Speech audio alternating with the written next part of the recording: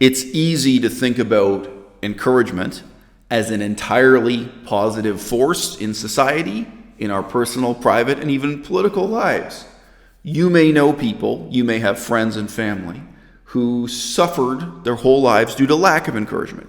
You may have friends and family who say, when they reflect back on their own lives, if only someone had encouraged me, then I could have pursued my passions, or I would have devoted myself more to this art form or this creative project or this hobby, or even just a different job or career path, or they would have enrolled in something else in college. They would have gone back to school and taken new college courses and started a new career. If only someone had encouraged them. But already, in this positive assessment of encouragement, we start to get a sense of the danger that's hidden within this phenomenon, right?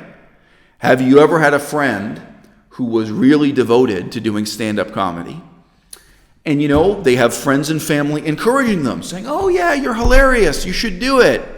And they're putting all their time and energy and all their hard work into trying to get a career as a comedian going. And the reality is, they're terrible at stand-up comedy. They may be terrible just for objectively real, obvious reasons that anyone and everyone could agree with, or it may be that they have a sense of humor that incredibly few people share. Not even 1% of people. It's 1 in a million people share their sense of humor. But here on YouTube, there on Instagram, on Twitter, maybe they have just a few dozen followers who really share their sense of humor. Maybe there are just a few dozen people writing into them saying, you're hilarious, stick with this, do it. Maybe they're getting that encouragement over the internet, even though every time they go to do a stand-up comedy night at a live club, right, like before a live audience in the city they're living in, reaction is terrible, nobody laughs. And think about the mindset people get into. This is especially common with left-wing people, and I live my life surrounded by left-wing people. Love you, love the left wing, I love it. I'm vegan, everyone I know is left wing. Everyone's further to the left than I am, all right? Imagine the kind of excuses people make. Oh, well, on the internet, these people encourage me. They appreciate my sense of humor. But, in this small town, these people, they're just not sophisticated enough to appreciate me. The problem is just people in this city. The problem is just people at this particular comedy club. Or even, the problem is just this capitalist system. Left wing is rolls heavy on that, right? Where people want to ignore the judgment of the free market. People want to ignore commerce and what that really means, what the implications are, even for your comedy career. Just think, Hollywood, these people are just obsessed with money. It's just capitalism. It's just the free market. No, man, they don't appreciate my art. They don't appreciate my sense of humor, my comedy, right? People really cultivate this mentality. They commit to it. And they live that lie, right? They build up their own sense of superiority over the judgment of the audience. And no, homie, no. If you're a comedian, you have to love the audience. That's what you have to live for, right? You have to be motivated by making those people laugh. You have to bring your sense of humor down to their level. You have to make your joke work in a way they can understand. It's all about that. You have to be more commercial than Hollywood. You have to be more motivated by money, by caring about the audience. That's the audience you're going to cater to and pursue and so on, right? All right, that's comedy as an example. It's even easier to understand what I'm talking about here, the dangers of encouragement with, something like modeling, being an actor. What if you have a friend and they're trying to do modeling and they may even be paying a lot of money for that, to try. And it's like, they just don't have that pretty a face, and maybe they're putting a huge amount of effort into getting in shape at the gym, but they never really get in that great shape. And it's like, maybe modeling isn't for you, or maybe you should have other priorities in your life so that at least this fantasy you have of being a model is a lower priority and isn't dominating and destroying your life. And those same people may turn around and say to you in anger, why didn't you encourage me? Why don't you just tell me I'm beautiful? Why don't you just tell me I'm talented, right? And again, that person may have an Instagram where every day people are telling, you could be a young woman, every day people are telling her how beautiful she is. There are people trying to sleep with her or whatever. That's like, well, yeah, okay, to that guy, you're beautiful, or you're beautiful enough for some random strangers on the internet to try to hook up with you, right? Doesn't mean you get to have a modeling career. I mean, look, life is unfair. The modeling industry, especially unfair, okay? This is not a meritocracy modeling. No, there's no delusion. This is based on merit or strength of character or hard work, okay? Randomly, some people are born with facial features and a body type that makes money at modeling, and most of us are not. And if you don't have it, you can't fake it. So this is even more extreme than talking about comedy, okay? I've made videos on the past that reflect, in many ways I'm a left-wing person. Like, I'm for gay rights and veganism and ecology. And I have a lot of things in common with the left wing. I have a lot of things in common with Bernie Sanders. But there are some ways in which my values and my political program are more conservative or more stereotypical of a conservative person. And that includes that I'm really willing to take seriously the judgment of the free market. I don't just discount and discard and disregard the whole world of commerce as if it's meaningless. You know what? This is a good point. This is a good point, though, to answer that. I didn't think I was going to mention this in the video. When I was a kid, when I was a young teenager, maybe 15, 16, I read a book on the theory and philosophy of art. I could name the book, and I choose not to. And the author of that book put forward the idea that art, by definition, his definition of art, this author, art was precisely what you didn't do motivated by money. So his rationale was this. You can see a beautiful poster advertising soap, and the poster, they may have paid an artist or a team of artists. It may be incredibly well painted, it may be incredibly beautiful, but that's not art from his perspective. That's just illustration. They're a paid illustrator doing an illustration for an advertisement. Whereas a painter who paints a picture that's not motivated by money, he has whatever. I remember the guy said, look, it doesn't matter what his artistic vision is. It doesn't matter if it's political or personal. Like, he may just be painting a picture of a beautiful woman because that to him is what's beautiful. He wants to paint that or whatever.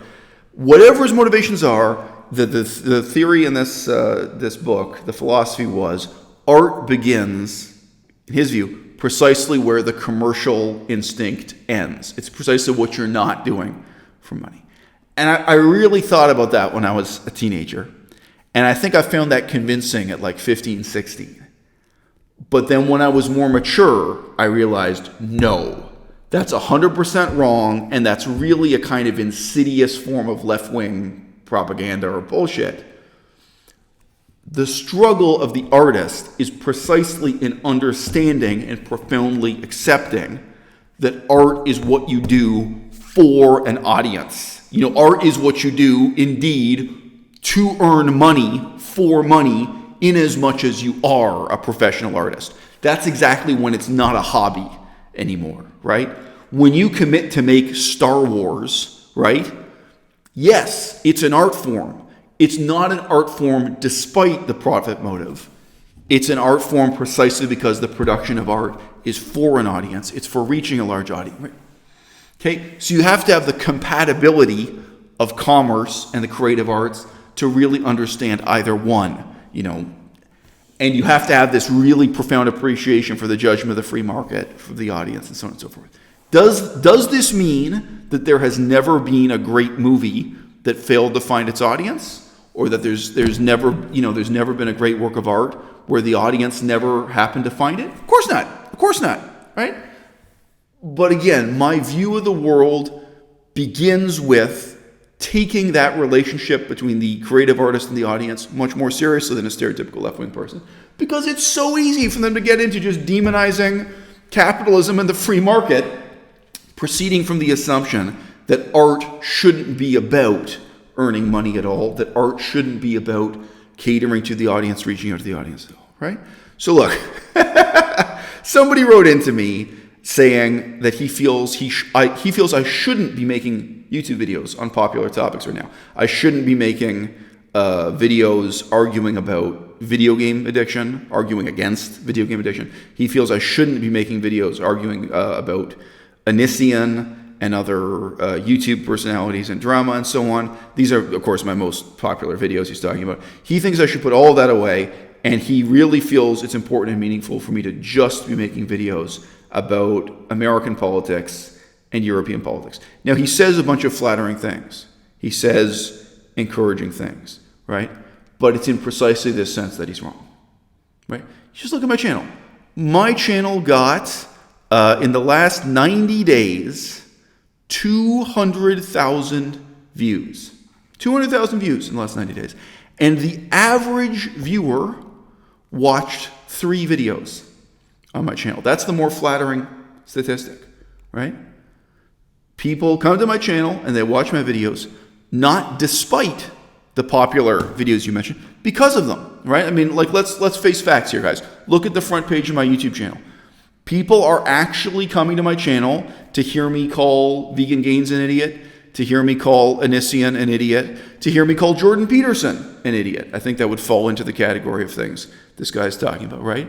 And then some of those people will listen to me talk about the politics of China, or the politics of the United States, or the politics of Europe. Some of them will get a little bit interested in my perspective on politics or other things, right? But my videos about politics are the least popular videos on my channel. My videos about Bernie Sanders, and I say again, I would vote for Bernie Sanders if I'm not American, but if I were American, I'd vote for Bernie Sanders. However, I'm a critic of Bernie Sanders. I have a nuanced set of critiques of where he's wrong, where he's dishonest, where he's inaccurate, or, okay? I'm not an uncritical supporter of Bernie Sanders, but I would vote for the guy, especially given the current alternatives. No, those are my least popular videos. There's no audience for that, right? When people offer you encouragement, don't be encouraged. Think analytically. Think sympathetically. Sympathy is an analytical tool. Sympathize with the audience, all right? People don't want to hear what I have to say about politics, or if they do want to hear what I have to say about politics, it's only because they already have some connection to my personality. They have some respect for me because they've heard me talk about veganism, or in some cases because they heard the videos I did on Game of Thrones. That was a mainstream TV show a couple years ago. There were a bunch of people who heard what I said about Game of Thrones, and then they got interested in hearing what I said about politics and other topics, right? That's the reality of what's going on here on YouTube, okay?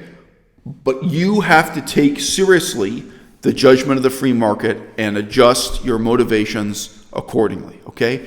It's just not true that I'm someone who's hilarious, but, I'm performing at one stand-up comedy club where the audience doesn't find me funny, okay? I have a very, very peculiar sense of humor that a very, very small percentage of people, react to positively. I'm somebody who has, an analytical view of politics that a very small number of people appreciate and that positively influences the lives of that very small number of people, okay? But don't get it twisted. What this person is saying to me that I should devote my time to, he is 180 degrees wrong, right? Encouragement. People need encouragement. People crave encouragement, even for things like studying Chinese as a language, even for things like vegan activism. I understand that, all right? There's a deep human need for encouragement, and some people need it from their parents, and some people need it from their colleagues, their classmates, their contemporaries. Some people need it from an audience or what have you.